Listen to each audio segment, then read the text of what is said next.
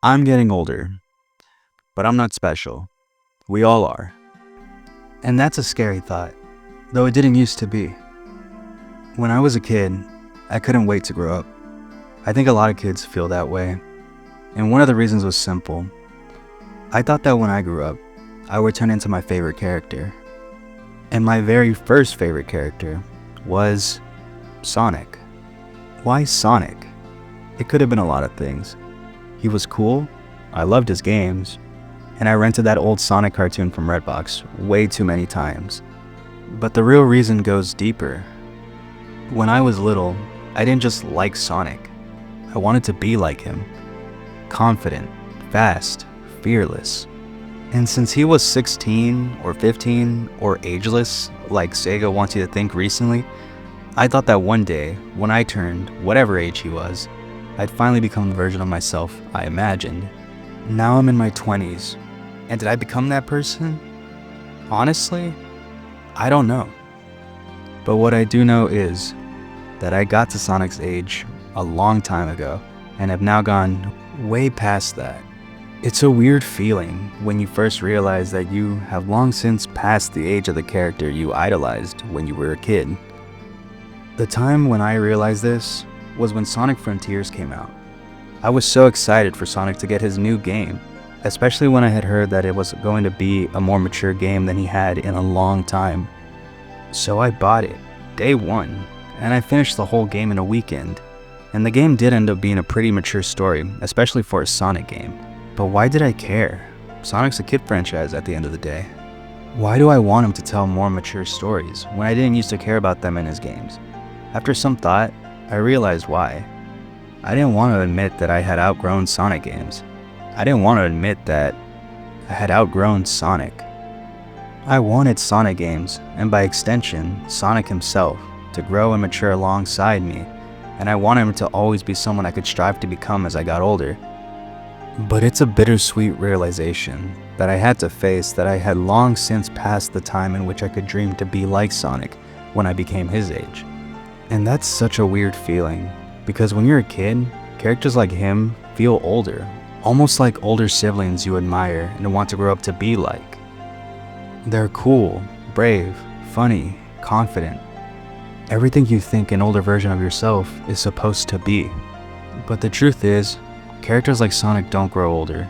They don't go through what we do. Meanwhile, we grow up, we change, we struggle, we take unexpected turns that our younger selves never imagined.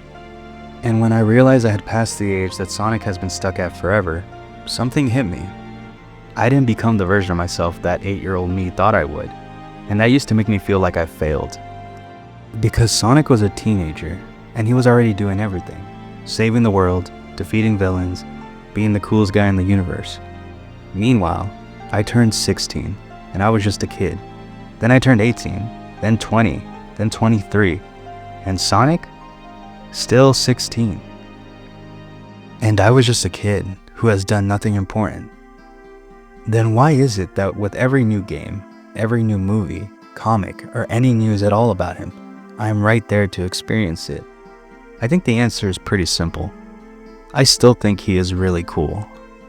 And that makes sense. Someone who was such a big part of your childhood won't be so easily outgrown or forgotten. And I can say with a lot of confidence that I never will. I will always be rooting for him, even when I grow old. Older. And this thought made me wonder, was it the same for people who grew up with characters that have been the same age for their whole lives? For the characters that will be young forever, while their fans grew older, changed, evolved, and eventually faded. I often wonder if other people have this thought in their mind about their favorite characters. But I mostly only ever consider the people who are around my age. But I, and many others, probably forget that there are many people right now who have already gone through the majority of their lives and are reaching the end, or have unfortunately already reached it. But the characters that were created when they were kids have stayed immortal. I love Spider-Man. Not a bold statement, I know. Spider-Man has been one of the most popular superheroes for as long as I've been alive, and he has been my and many other people's favorite superheroes for my generation. But that's the thing. we aren't even close to the first generation to have Spider-Man as their favorite. Spider-Man was created back in the 60s, and he was created specifically to appeal to kids, but more specifically, teenagers at the time, so that they could have someone to relate to more than other adult superheroes like Batman or Superman. And obviously, they succeeded, with Spider-Man becoming the face of Marvel and the favorite superhero to many people around that time. Why was this? Well, it was because they could relate to him, his struggle, not only in his superhero activities, but in the daily life of just being a teenager in high school. A teenager with real problems, real emotions, real insecurities, something that didn't really exist before him. Teenagers in the 60s related to him instantly. For them, Peter Parker felt like a friend, someone their age going through the same scared, messy, embarrassing things they were. But here's the part that hits hard. Those teenagers from the 60s are now in their 70s, some in their 80s, some aren't here anymore. And yet, Peter Parker is still 15 somewhere out there in the Marvel multiverse, still juggling school, still cracking jokes, still getting overwhelmed, still learning the same lessons he learned 60 years ago. He stayed young. They didn't. And that's something that will happen to all of us someday. Our favorite characters that have been around since we were kids, or even before, will eventually outlive us and move past us to inspire and captivate the next generation after us, and after them, and so on. Kids who grew up with Spider-Man and Robin back in the 20th century, to the new generations who will grow up with characters like SpongeBob or Gumball and Darwin, will be the old generation looking back at the characters that never aged with us. When I think back to the kids who first read Spider-Man in 1965, I wonder what it must be like for them now, to see a character who once felt like a peer, who was made originally to relate and inspire them, now inspiring a new generation, now frozen in his youth while they've lived entire lifetimes. Perhaps they may feel forgotten, left behind. And it makes me wonder what that will feel like for me. When I'm older, when more of my life has passed, and the characters who meant everything to me are still out there, untouched by time, inspiring kids who haven't even been born yet. Because that's the strange truth about fictional characters. We don't grow with them. They wait for us forever. But the group of people from back then that I think this realization may hit the hardest are the ones that were the exact same age when these characters came out. How they once related to them the most out of everyone now feel as though maybe they've been abandoned. And for me, that character was Izuku Midoriya, Deku. Say what you will about My Hero Academia, but you can't deny that it is a series that inspired many people from all ages, and one of those people was me, and it was at a very pivotal point in my life. I wasn't a popular kid in high school. I wasn't some outcast or someone everyone hated. I was just some guy. I felt like I had no purpose, like I didn't know what I was supposed to do or what kind of person I was supposed to be. And I didn't really have many friends to talk about all this with, or who I could relate to. That's when My Hero Academia was introduced into my life.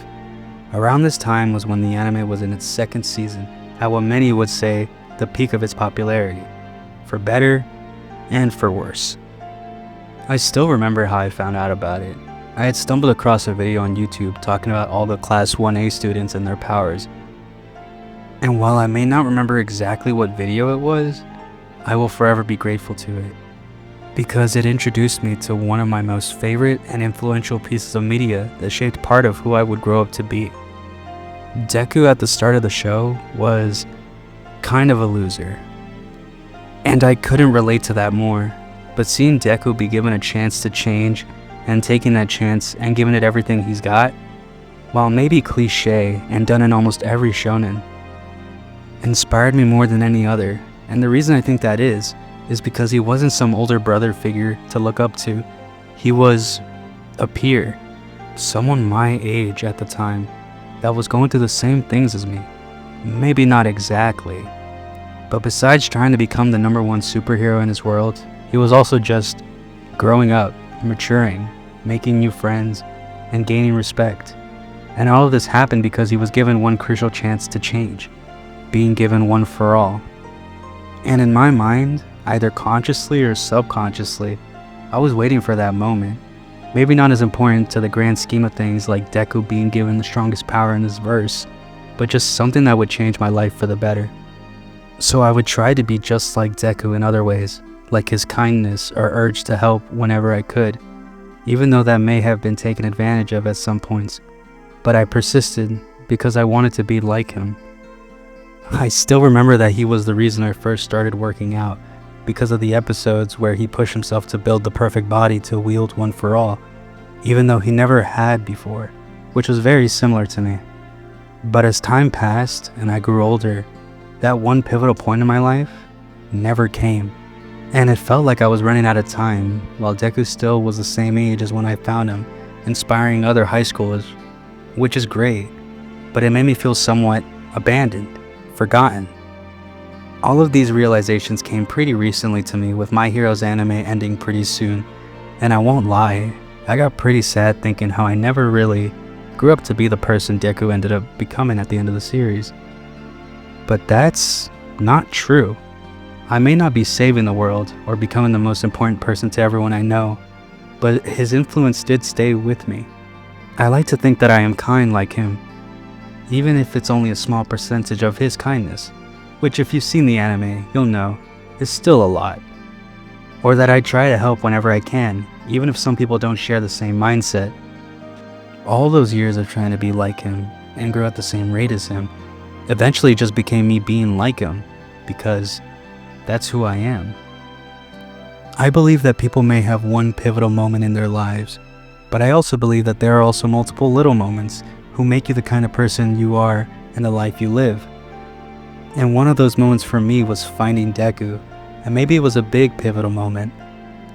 And I still have hope that that one big moment will come, but I've realized that while I wait, I need to enjoy the little ones more. And while Deku stayed the same age, and while he accomplished all these things at the age I once was, it doesn't change what he's done for me. And while Deku stayed the same age, it doesn't mean I can't still try to relate to him in other ways. But what if he didn't? That's the thing. Sometimes characters do age, like Spiderman, who has aged in the main continuity many times. For a long time now, he's been in his mid-20s. For decades, but he did still age. Characters like Naruto and Harry Potter ended the series being much older than when they started. And although it's rare for a timeless character to age, when they do, it can elevate a story and that character's relatability. So consider yourself lucky if your favorite character is one of these types of characters. And I am one of those lucky few. Spoiler alert. But in the last chapter of My Hero, there's actually an 8-year time skip, and all the characters have aged, and Deku's now an adult, who had his pivotal moment, One for All, taken away from him. Although he didn't let that change who he was, but at the same time, you could tell that it did affect him a lot, and how he felt like something was missing from his life again, like he was that kid again with no quirk. And that is something I couldn't relate to more at this point in my life right now. That feeling of being kind of lost and feeling like something is missing from your life. And Deku eventually gets a suit like All Might that was made and funded by his friends and is able to be a hero again. And this, in a way, is a new big pivotal moment in his life that wasn't just luck or random, but a manufactured point that was made by Deku and all he did for everyone and all the connections he made. And you know what the funny thing is? Deku is 25 in the last chapter. He's older than me. Not by much, but he is still older. That means, even though I thought that Deku had everything figured out when he was in high school, it turns out that his life is still changing completely as he grows older. And he is still gaining new pivotal points in his life. So this new realization has revitalized the hope in me that I had thought I lost a long time ago, that my moment will come, and I hope the same for everyone. Whether your favorite character is still the cool character from your childhood that you wished to become when you became their age, even though it may not feel like you accomplished that goal, or you have long since passed the age of that character and feel as though it may be too late to strive to be like them. Remember that if you truly meant it when you said you wanted to be like them, then you already are.